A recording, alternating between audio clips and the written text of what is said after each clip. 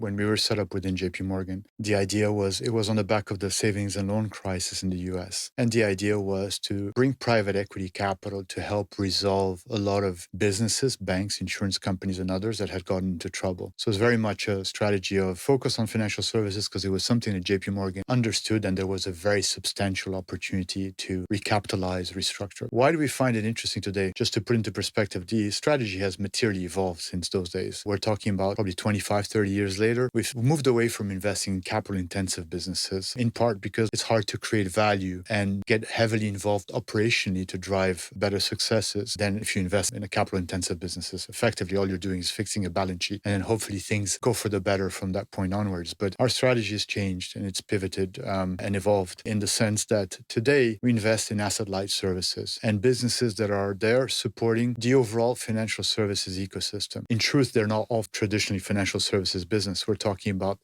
business services which cater to the financial service ecosystem. For instance, trust and corporate services, fund administration, insurance distribution, brokerage, MGAs, and other such like professional services assets. And now we invest in technology, mainly software, enabling, digitizing the financial services ecosystem, B2B payments, integrated payments, and a number of other vectors that fall under financial services.